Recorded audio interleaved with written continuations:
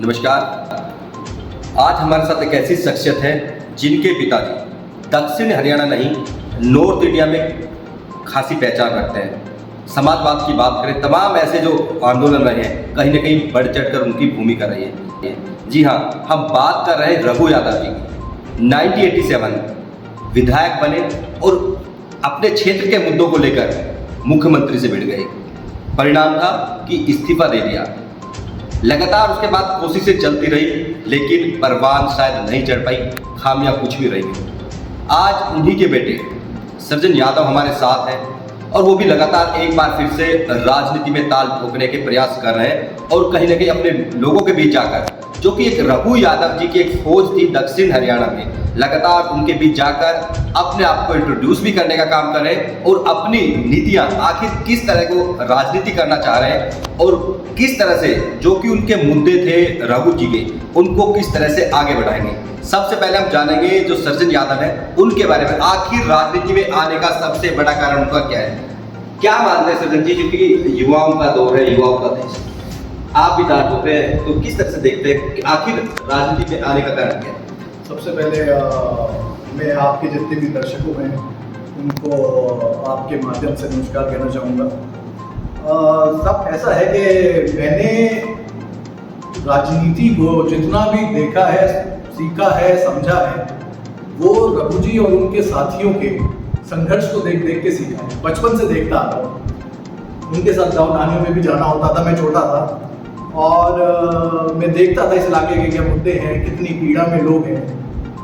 तो मैं ये कह सकता हूँ कि आपने कहा कि मेरे पिता यहाँ से विधायक रहे हैं, तो मेरे को राजनीति नहीं, मेरे को वो संघर्ष विरासत में मिला है और उस संघर्ष को आगे ले जाकर इस इलाके की जो भी दुख और दर्द है और जो मुहिम रघु जी ने शुरू की थी, उनके साथियों ने शुरू की थी, कुछ मुद्दे अभी पूरे हो चुके हैं, कुछ अभी बीच में अटके हुए और कुछ शुरू भी नहीं हुए, उन सबको एक मुकाम तक पहुंचाना है और उस लड़ाई को आगे लेकर जाना है और इलाके के लिए जो भी बेहतर हो सके।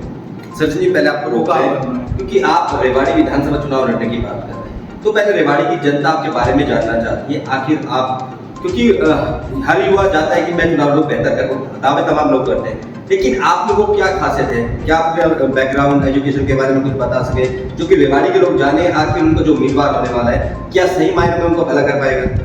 तब मैंने अपनी स्कूलिंग की है कुरुक्षेत्र से। मेरी मदर वहाँ प्रोफेसर हुआ करती थी कुरुक्षेत्र यूनिवर्सिटी में, पॉलिटिकल साइंस डिपार्टमेंट में, वो चेयरपर्सन भी नहीं थी वहाँ पर। तो मेरी स्कूलिंग हुई है कुरुक्षेत्र से। उसके बाद मैं अपनी ग्रेजुएशन के लिए BSc हॉस्पिटैलिटी ग्वालियर गया था, वहाँ मैंने 3 साल अपनी ग्रेजुएशन की। उसके बाद मैं मुंबई रहा, मुंबई से मैंने अपनी पोस्ट ग्रेजुएशन की एडवर्टाइजिंग और मीडिया, और यही मेरी क्वालिफिकेशन है।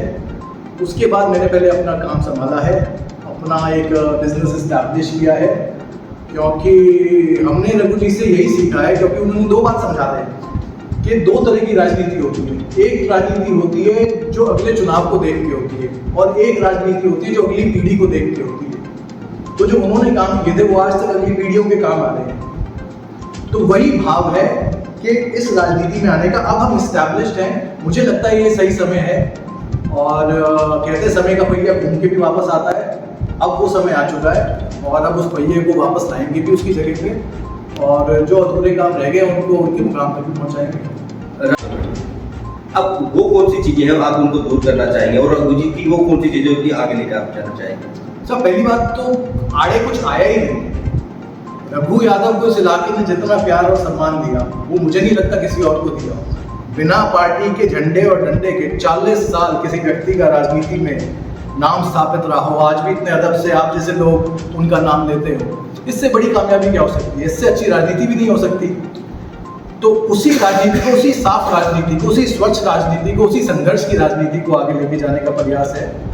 और सब साथियों से हम संवाद कर रहे हैं, हमें संवाद करना ही आता है। अभी आपने कहा कि उनकी ऐसी चीजें थी जो कि आगे बढ़ाती हैं, ऐसी कोई बात नहीं थी, लेकिन वो कभी किसी पार्टी सिस्टम में बंधे हुए नहीं दिखाई, जो है जरूरी बंधे हुए नहीं। आपने भी 2019 में भाजपा की सदस्यता ग्रहण की, तो इसको किस तरह से देखते हैं आप कि क्या पार्टी लाइन में रहकर आप काम कर पाएंगे, या फिर जो जिस तरह से उनका जो एक नेचर रहा है वही जनता के बीच जाके जनता की लड़ाई लड़ना, क्या उस पर चलेंगे?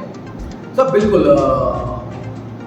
वही बात है। और जब सीखा वहीं से तो उसी तरह की राजनीति करेंगे। मैं बिल्कुल मैंने भारतीय जनता पार्टी 2019 में ज्वाइन की थी। हमारे योगेंद्र पालीवाल जी उस टाइम जिलाध्यक्ष होते थे और रामविलास जी के मंच पर महेंद्रगढ़ में सीएम साहब की उपस्थिति में मैंने पार्टी ज्वाइन की थी। और उसके बाद पार्टी ने जहाँ भी मेरी थोड़ी बहुत ड्यूटी लगाई है, मैं आम कार्यकर्ता की तरह काम कर रहा हूँ, पर जहाँ भी मेरी ड्यूटी लगी है वो भले 2019 के विधानसभा चुनावों में लगी हो या फिर वो जब जन आशीर्वाद यात्रा यहाँ से निकली थी तब लगी हो, उसे हमने बखूबी बिल्कुल पार्टी लाइन पे चलते हुए निभाया है और बड़ी अच्छी तरह निभाया है। जहाँ तक पार्टी की बात है, वो पार्टी की जितनी भी क्या कहते हैं इसको, मुहिमें हैं, जो भी उनकी प्लानिंग है, उसको हम जनता तक ले जाने का, जब हम मिलते हैं संवाद करते हैं, उसको जनता तक ले जाने का प्रयास भी करते हैं और बिल्कुल पार्टी लाइन पे चल के काम कर रहे हैं। और मुझे लगता है कि भारतीय जनता पार्टी में आम कार्यकर्ता को क्या कहते हैं आगे बढ़ाती है और मुझे लगता है कि बिल्कुल पार्टी ये देखेगी। और आपके सामने चुनौती क्या है, अभी किस तरह से देखते हैं? क्योंकि भाजपा में तमाम लोग हैं जो कि लंबे समय से संघर्ष कर रहे हैं, सभी करते हैं, लोकतंत्र है, सभी का अधिकार होता है। चुनौती किसको देखते हैं? सब चुनौती कोई नहीं है, सब लोग मिलकर ही काम कर रहे हैं। पार्टी में बड़ा अच्छा संगठन है, सब मिलकर ही काम कर रहे हैं। पर टिकट तो किसी एक को ही मिलेगी और मुझे लगता है जो सक्षम होगा उसको मिलेगी। हम भी अपना प्रयास कर रहे हैं और एक अच्छी मुहिम खड़ी करेंगे, सब साथियों से मिल रहे हैं, संवाद भी कर रहे हैं और बड़ी अच्छी टीम इकट्ठी हो रही है।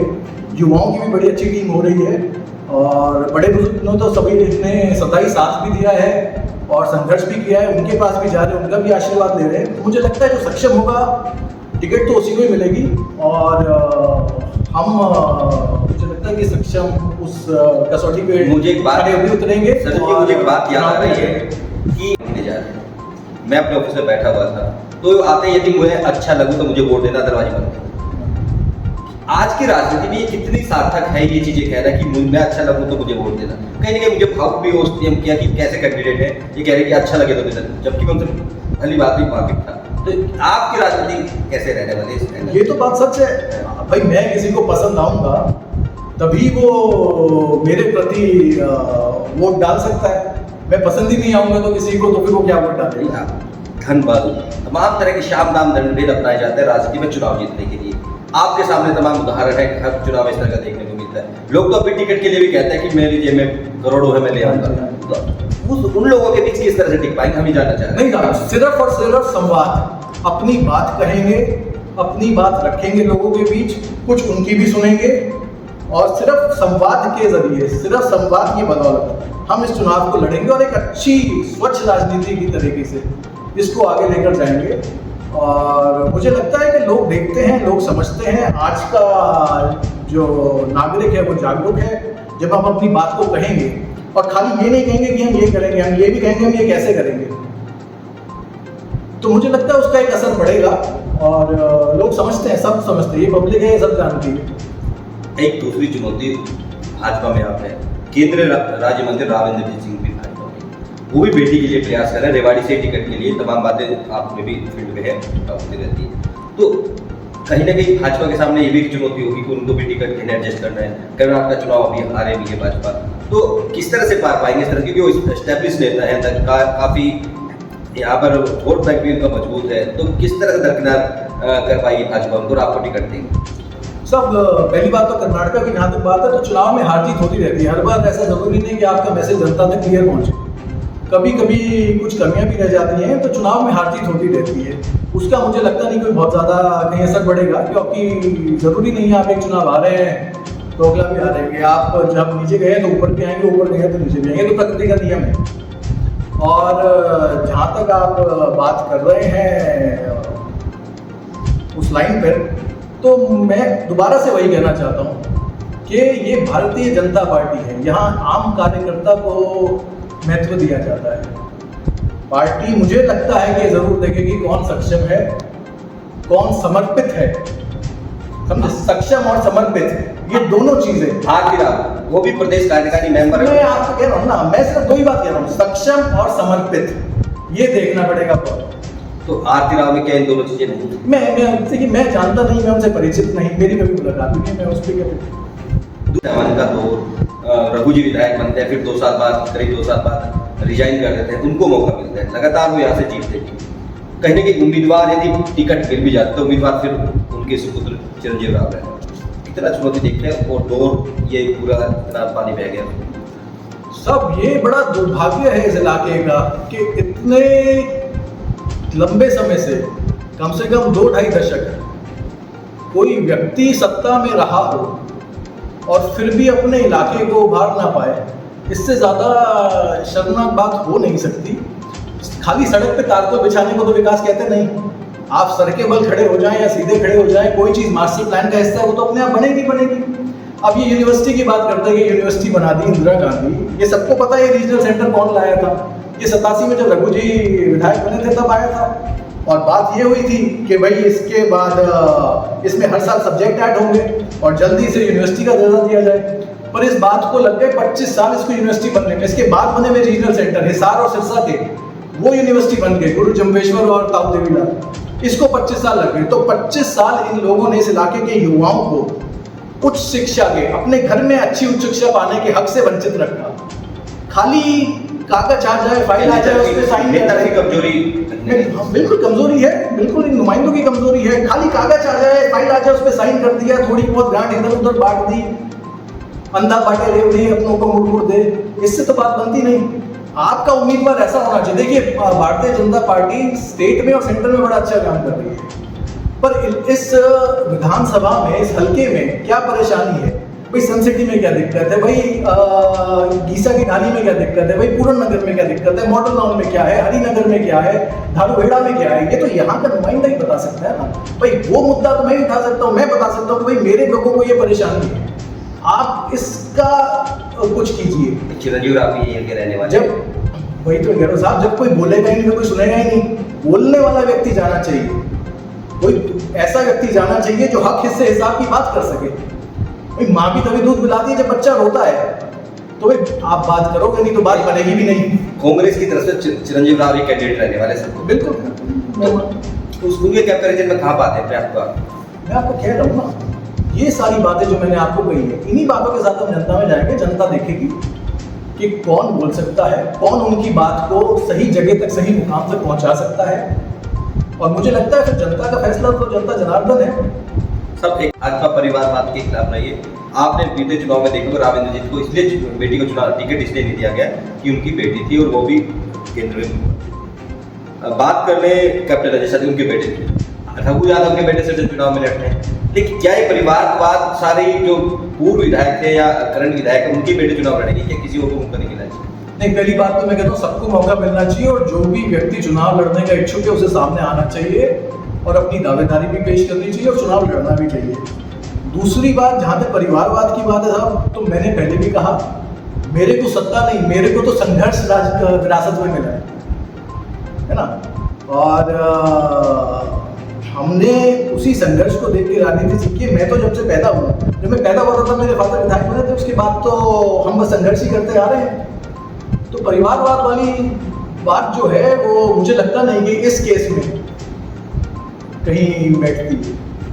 अभी बात करते हैं, आपके जो चाचा वो भी कैबिनेट मिनिस्टर है, जनरल सेक्रेटरी हैं एक सत्ताधारी सबसे बड़ी पार्टी की, क्या वो कितने मददगार हैं और कितने आने आएंगे आपकी राजनीति में? दोनों एंगल पे मैं बात करना चाहता हूँ। नहीं, बिल्कुल साहब, दोनों, मैं उनका भतीजा हूँ, ये बात सच है, पर वो एक अलग संगठन की राजनीति करते हैं, उनका स्तर बहुत ही अलग है। हमारी एक छोटी सी अपनी विधानसभा की राजनीति है और मैंने जितना उनको देखा है, जितना करीब से देखा है, जितना जाना है, मुझे लगता है कि उन्होंने अपना जीवन इस पार्टी को पूरी तरीके से समर्पित किया है, सदा से, और जितनी पारदर्शिता से उस पार्टी के लिए काम करते हैं उतना मुझे लगता नहीं कोई और कर सकता है। और इस इलाके में काम करने वाला, इस इलाके में नहीं, हिंदुस्तान भर में, इस इलाके में और हिंदुस्तान भर में काम करने वाला हर भारतीय जनता पार्टी का कार्यकर्ता, खाली मैं ही नहीं, वो भी उनका उतना ही भतीजा है, उतना ही भतीजी है, उतना ही भांजा है, उतनी ही भांजी है, उतना ही बेटा है, उतनी ही बेटी है। तो मैं वहाँ से कोई मुझे मदद मिलेगी या नहीं मिलेगी वो बात अलग है, पर उनके लिए सब सम्मान है, सामान है। और मुझे लगता है कि जैसा मैंने कहा, जो सक्षम होगा उनको भी उनका सहारा भी उसी व्यक्ति को मिलेगा। तो मान लें कि हमारे जिस तरह परिवारवाद के मसले को लेकर नहीं, परिवार, मैंने कहा ना, परिवारवाद तो बैठता ही नहीं, उनके लिए सब समान है, हर व्यक्ति उनका भांजा भतीजा बेटा बेटी है, तो वो कोई बात है नहीं। और मैं दोबारा उसी बात पे आ रहा हूँ कि जो सक्षम होगा उसे मिलेगी। मेरी तो बार बार बस एक ही बात है, ये है। सृजन जी, आपने कहा कि चुनाव लड़ना है, यदि पार्टी टिकट नहीं देती उस कंडीशन में आप क्या करेंगे? सब हाइपोथेटिकल सिचुएशन है, नहीं देती ये सारी बातें बाद में आएंगी। अभी हमारा काम है मेहनत करना, अपने लोगों से मिलना, संवाद करना, अपनी बात को कहना, अपनी बात को रखना। ये मान लें कि चुनाव तो लड़ेंगे सब, हमने तो सदा ही चुनावी राजनीति देखी और चुनावी राजनीति समझी, और मुझे लगता है कि मैं चुनावी राजनीति ही करने के लिए राजनीति में आया हूँ, इतना कह सकता हूँ आज। सृजन जी, आप रेवाड़ी की जनता को क्या कहेंगे, आपको वोट क्यों? क्योंकि तमाम कैंडिडेट के सामने रहते हैं, बहुत सारे कैंडिडेट हैं, तमाम लोग बीजेपी, कांग्रेस, इनेलो, जेजेपी, तमाम पार्टी से दल भी आते हैं, आप ही को वोट क्यों दें? हम सबसे पूछते हैं, आपसे पूछते हैं, आपको वोट क्यों दें सब? और आपका अपना नुमाइंदा क्यों बनाए? एक चीज़ होती है कि इंग्लिश में टर्म है out of the box. So out of the box का मतलब है इमीडिएट फंक्शनैलिटी। आप इमीडिएट अपने लोगों के लिए क्या कर सकते हैं, उन्हें सहूलियत पहुंचाने के लिए, वो मैटर करता है। विधायक तो कोई भी बन जाए, MP MLA बनना भी कोई बड़ी बात नहीं, पर आप इमीडिएट, आपका विजन क्या है, आप क्या कर सकते हैं। जब हम चुनाव मैदान में जाएंगे, लोगों से मिलेंगे, आपके जरिए भी दोबारा आएंगे, तब हम ये भी बताएंगे कि हम क्या कर सकते हैं और उसे कैसे कर सकते हैं। वो भले नए भर्ती दफ्तर खोलने की बात हो, सरकारी कॉलेजों में युवाओं के लिए करियर काउंसलिंग की बात हो, या हायर एजुकेशन जो करना चाहते हैं उनके लिए काउंसलिंग की बात हो, उनको दिशा देने की बात हो, या फिर अहीरवाल में, रेवाड़ी में हाई कोर्ट की बेंच की बात हो, या जो पुराने मुद्दे जो चले आ रहे हैं, जिनके लिए रघु जी ने लड़ाई लड़ी है, जो ये मसानी बराज जो उन्होंने आज गंदे पानी से भरा हुआ है, ये गोल्डन ट्रायंगल पे पड़ता है। ये अगर यमुना की बाढ़ के पानी से आज तक भरा जाता तो आसपास के जितने गांव हैं जो पानी की कमी से तरस रहे हैं, इनका सबका वाटर लेवल ऊपर होता, आज वो सब खुशहाल होते। इधर से तो रोज़ फॉरेनर्स की बसें निकलती हैं, पक्षी सुल्तानपुर तक आते हैं, वो मसानी बराज पे भी आते हैं, अपना हैबिटेट ढूंढने तो यहाँ भी आते हैं, वो आते तो टूरिज्म भी बढ़ता, ट्रांसपोर्ट भी होता, हैंडीक्राफ्ट भी होता, रोजगार भी बढ़ता। तो सिंगल पॉइंट बात है, हर घर को बिजली, हर खेत को पानी, हर हाथ को रोजगार। आपने रोजगार की बात कर रहा हूँ, IMT बाबा, तमाम इंडस्ट्री में बावजूद उसके रेवाड़ी में बेरोजगारी, आखिर क्या दिक्कत है कि लोग इसको कहीं ना कहीं कंसिडर नहीं कर पाए या फिर रोजगार नहीं दे पाए? क्या IMT बावल हो गया, आपका मानेसर हो गया, आपका खुशखेड़ा हो गया, आपका भिवाड़ी हो गया। सरकारी नौकरियों की जहाँ तक बात करें तो पहली बार ये आम जनमानस कहता है कि सरकार में बिना भेदभाव के मेरिट पर पूरे प्रदेश में नौकरियां बिल्कुल ईमानदारी से मिली, पर ये इलाका नौकरियों की खान है, यहाँ तो इतना रोजगार उपलब्ध है। इसीलिए मैं कह रहा हूँ, ये भर्ती दफ्तर जो है, इनका बिल्कुल सुचारू रूप से अच्छी तरह इसकी वर्किंग होनी चाहिए, और जितने भी युवा हैं, बच्चे बच्चियाँ, लड़के लड़कियाँ, उनको एक अच्छी काउंसलिंग दी जानी चाहिए करियर की, ताकि वो दिशाहीन ना हो, उनको एक फोकस मिले कि वो क्या कर सकते हैं, अपनी ग्रेजुएशन पर कहाँ कर सकते हैं। ये जो आसपास जॉब्स अवेलेबल है, इसके लिए कैसे अप्लाई कर सकते हैं। बहुत अच्छी अच्छी जॉब्स अवेलेबल है, ITI के भी लड़के हैं, इंजीनियरिंग लड़के हैं, और 12वीं का भी आपने रिजल्ट देखा, और रेवाड़ी में बहुत अच्छा रिजल्ट आया है बच्चों का। तो एक अच्छी काउंसलिंग की ज़रूरत है। मुझे लगता है कि ये सब्जेक्ट्स इंट्रोड्यूस होने चाहिए सरकारी कॉलेजों में, ये भर्ती दफ्तरों को एक दुरुस्त किया जाना चाहिए, और युवाओं को इन प्राइवेट जॉब्स के लिए भी सरकारी के साथ साथ प्रिपेयर करने की ज़रूरत है। और मुझे लगता है कि नौकरियों की कोई कमी है, हर हाथ को रोज़गार दिया जा सकता है। बस अब एक आजकल अही रेजिमेंट का मसला बड़ा चल रहा है, उसको लेकर क्या कहेंगे? और ऐसे वो क्या मसले थे जो रघु जी शुरू करके गए, वो काफ़ी लंबा टाइम लगे, क्या क्या मसले थे पूरे इस बात? अब इस इलाके में मुझे नहीं लगता कोई ऐसा मुद्दा है जो रघु यादव और उनके साथियों ने ना उठाया हो। ज़्यादातर मुद्दों की शुरुआत ही उन लोगों से हुई है, उनके संघर्ष से हुई है। और अही रेजिमेंट की आप बात कर रहे हैं, 1983 में पहली बार अमर जवान ज्योति से पैदल चलकर अपने साथियों के साथ पहली बार ज्ञापन उस समय के राष्ट्रपति और इंदिरा गांधी उस समय की प्रधानमंत्री को सौंपा था और उस मुहिम को आगे बढ़ाया था। उसके बाद मेरे ताऊ रघु जी के बड़े भाई डॉक्टर IAS यादव, उन्होंने अपना समय, अपना पैसा, अपने साधन संसाधन सब लगाकर इस मुहिम को कोर्ट के माध्यम से बहुत ही मेहनत कर समय देकर आगे बढ़ाया और अब ये मुद्दा सबकी ज़बान पर है। इस इलाके का हर एक व्यक्ति अब इसकी मांग कर रहा है, इस आंदोलन का हिस्सा है, अपने तरीके से संघर्ष कर रहा है, आंदोलन को आगे बढ़ा रहा है। और मैं तो देखता हूँ, मैं कई युवाओं को पढ़ता हूँ सोशल मीडिया पे भी, जो कि इतनी बारीकी से इस मुद्दे को समझते हैं और अपनी बात को कहते हैं, अपनी बात को रखते हैं तर्कों के साथ। पर अनफॉर्चुनेटली, दुर्भाग्यपूर्ण बात यह है कि उनकी बात भी उन कानों तक नहीं पहुंच रही जहां तक वो पहुंचनी चाहिए, वो सिर्फ नुमाइंदगी की वजह से। और जहां तक बात बाकी मुद्दों की है, जब लोग कहते रेवाड़ी जिला बनाने का श्रेय रघु जी को जाता है। मैं वही कह रहा हूँ, जब उस ज़माने में लोग कहते थे भाई रेवाड़ी ज़िला ना बने, तुम्हारा रेवाड़ी ज़िला बनने लायक नहीं, तब रघु यादव ने रेवाड़ी को ज़िला बनवाया, जिसकी वजह से नागलोमेंद्रगढ़ भी अलग ज़िला बना। और उसके बाद रीजनल सेंटर का मैंने पहले जिक्र किया, रीजनल सेंटर खुलवाया। आप राव तुलाराम स्टेडियम जाके देख लीजिए, उससे पहले नहीं, 86 में उस समय के जो मुख्यमंत्री थे वो रेवाड़ी आकर ये कहकर गए थे कि भाई ये छुट्टी जो शहीदी दिवस की 23 सितंबर की है ये हो गई रद्द। और राव तुलाराम जी की जो राजनीति करते हैं उनके सामने कहकर गए थे, अपशब्द भी बोल कर गए थे। तो रघु यादव जब पहली बार विधायक बने तो सबसे पहले उस छुट्टी को बहाल कराया, उस शहादत को सम्मान दिलाया। और ये जो राव तुलाराम स्टेडियम है, अंदर आज भी शायद इंदिरा गांधी स्टेडियम का पत्थर लगा हुआ है, शायद मेरे को कंफर्म नहीं, आप देखिए, इसका नाम राव तुलाराम स्टेडियम कराया। रेवाड़ी में की जो पेयजल आपूर्ति होती है आज, ये सारी की सारी जो नहरी पानी योजना आई थी कालाका में, उसकी वजह से रेवाड़ी सर्कुलर रोड के बाहर बढ़ पाया, नहीं तो पीने का पानी नहीं था, बड़ी बुरी हालत थी। क्या आप देखते हैं कि जितना विकास होना चाहिए था नहीं हो पाया? बिल्कुल, विकास का तो अभाव रहा ही है। मैंने ये सारे मुद्दे आपको बताए, इसके अलावा आप ही मुझे बता दीजिए, आप राजनीति को बड़े करीब से देखते हैं, कि ऐसी कौन सी चीज़ हुई जो कहीं किसी के विजन में नहीं थी, वो समय से पहले हुई या हुई, ऐसी कोई नई बात हो, आप मुझे बताइए।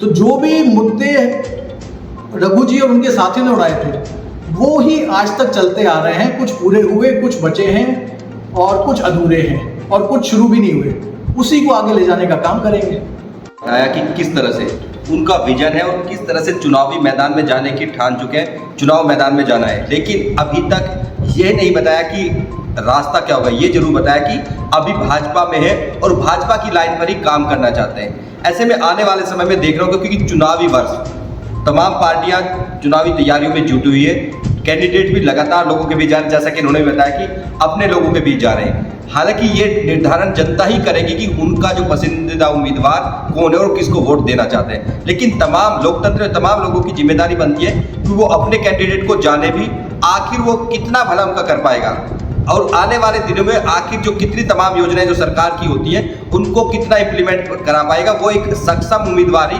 करा पाता है। ये भी हम कहने से नहीं गुरेज करेंगे। लेकिन देखना होगा कि आने वाले दिनों में जो रघु यादव जी की एक राजनीति, एक पहचान की स्टाइल कहें, वो कितना सृजन यादव आगे बढ़ाएंगे, आने वाला समय ही बताएगा। लेकिन इतना जरूर है कि सृजन यादव ने चुनावी दाल जरूर ठोक दी है।